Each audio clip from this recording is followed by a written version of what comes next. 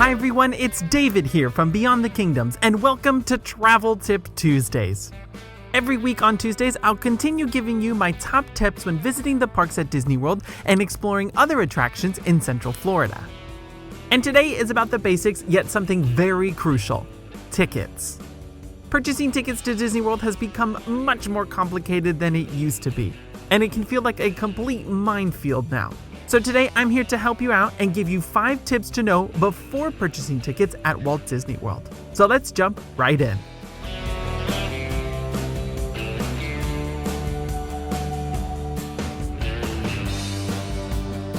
Okay, as many of you know, Disney has changed the way basic theme park tickets work. Now, the day you choose to visit will determine the price. If you visit during busier times of the year like Christmas or 4th of July, a one-day ticket to the Magic Kingdom can cost up to $160 per adult, whereas during the less busier periods like September, it will cost you $110 per adult.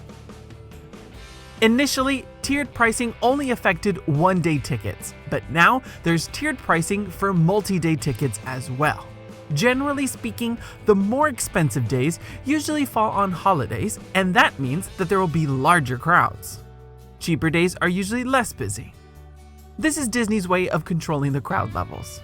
But be warned that sometimes this could have a negative effect. I remember going to Animal Kingdom in February when it was supposed to be a slower period, and even cast members commented on how abnormally large the crowds were. They had a theory that the cheaper days now push more crowds into specific dates. So generally speaking, the crowds are leveling out. But my general rule of thumb is to avoid buying tickets or traveling during the really busy weeks, such as Christmas, Easter, and 4th of July. I know that this conflicts with school schedules, but if you can swing it, avoid it. It's crowded and more expensive. By and large, the best price tickets that still see low crowd levels are still the first 2 weeks in September and that period after New Year's Day and before Martin Luther King weekend.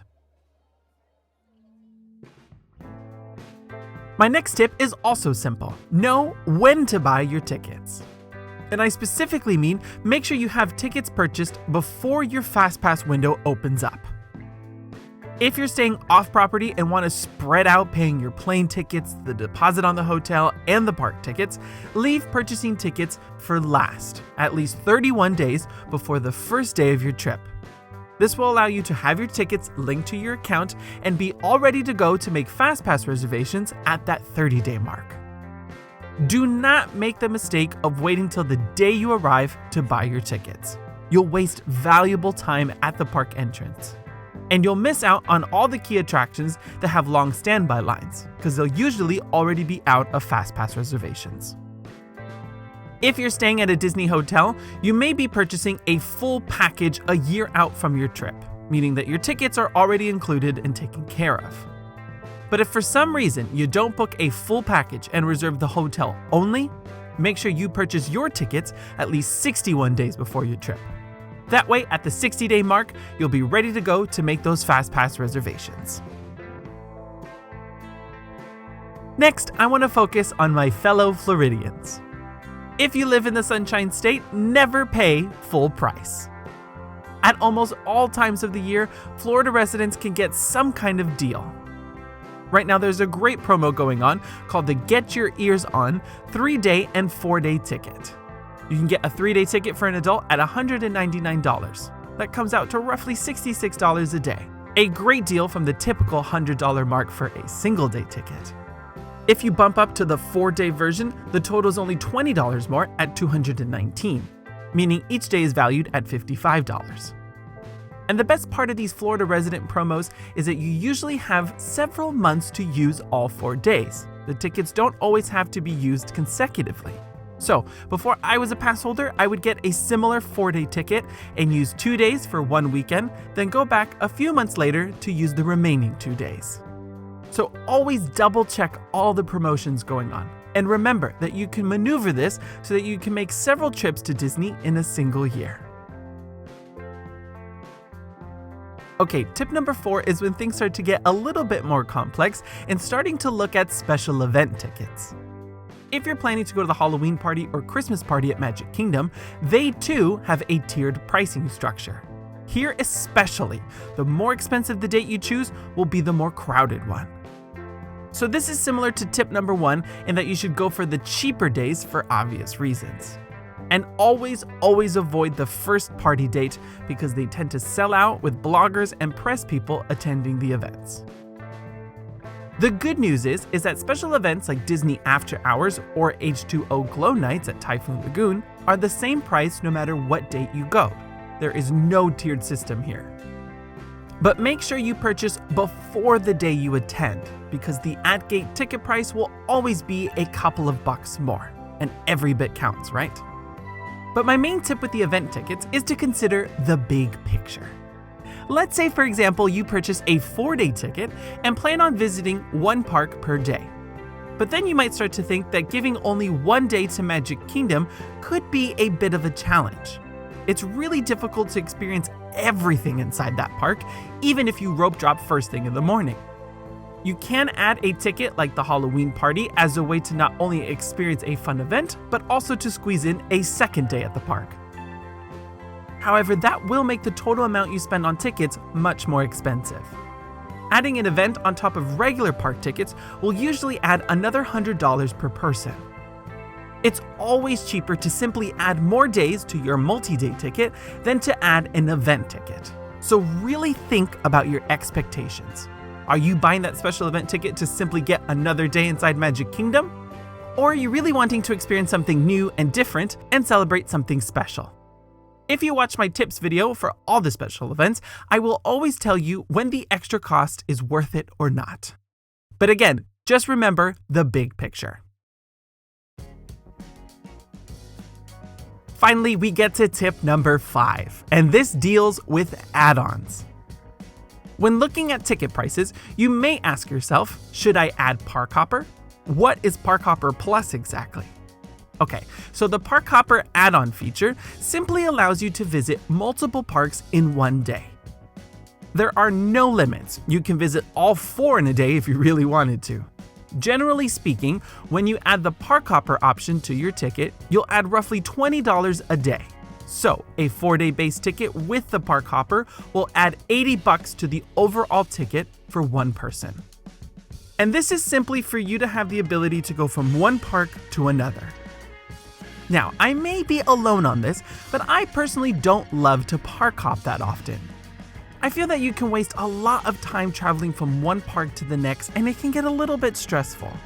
I like to be in one park for the day and really enjoy it. This is also because after making 3 FastPass choices at one park, I find it a little difficult to visit another park and get a good 4th FastPass. And that's because usually by the time you hit the 4th one, all the good attractions are gone. I think it's only a good idea to add Park Hopper when you have less than 4 days in the parks and want to see a little bit of everything. You can combine 2 parks in one day and just do the highlights. But this is probably not a good idea if it's your first time. I know that some will disagree with me, but that's okay because we can all have different opinions. Now, Park Hopper Plus is a whole nother story. Park Hopper Plus allows you to visit multiple parks in a single day, just like the Park Hopper, but it also gives you access to the water parks, the Disney Oak Golf Course, Wide World of Sports, and the 2 mini golf courses. The amount of days you have on your base ticket will determine how many extra places you can visit. If you have a 4-day Park Hopper Plus ticket, you can enter any of these other extra places up to 4 times. You can use one entrance entitlement at Blizzard Beach. The second can be over at Typhoon Lagoon, and the third can be a mini golf session, and so on. You get the gist. But there is a catch. You will have a specific time frame to do it. Again, using that 4-day ticket option as an example, you'll have up to 8 days from when you start your trip to visit the theme parks on 4 different dates and visit the extra places like the water parks up to 4 times. You don't have to squeeze it all in within 4 consecutive days. Generally speaking, you get an extra 3 to 4 day time frame on top of the length of your base ticket to visit these extra destinations. I know it's confusing and a lot to take in, so if you have some questions, just leave a comment down below. Park Hopper Plus will usually add about $25 per day to your base ticket, up from the $20 per day from the regular Park Hopper. Now, that might sound like a reasonable upgrade, but do the math. If you're doing a 4-day ticket, adding Park Hopper Plus will add $100 per person. If you think you're only going to visit one water park with this, it is cheaper to buy a single-day ticket to the water park and skip Park Hopper Plus altogether. A 1-day ticket to the water park is $69 per adult and gives you access to both Typhoon Lagoon and Blizzard Beach in one day. So again, my tip is to always do the math of all the options and be realistic with what you'll accomplish. And remember, you can always add Park Hopper later. As long as you haven't used all of your days and it hasn't been more than 14 days since the first use of your ticket, you can upgrade the base ticket to Park Hopper or Park Hopper Plus after your trip has already begun, so you don't have to commit right away. So there you have it, folks, 5 tips to know before purchasing tickets at Walt Disney World. Like I said, if you have more questions on this topic, feel free to comment down below. But I hope this gives you a good home base to start from. And speaking of extra tickets, later this week we will explore a special event currently available this summer, the Villains After Hours event at the Magic Kingdom. This Friday I'll share my thoughts on some of the specialty snacks available, and I'll give you a full review of the event for this week's Sunday Main Show. But until next time, remember, if you can dream it, you can do it.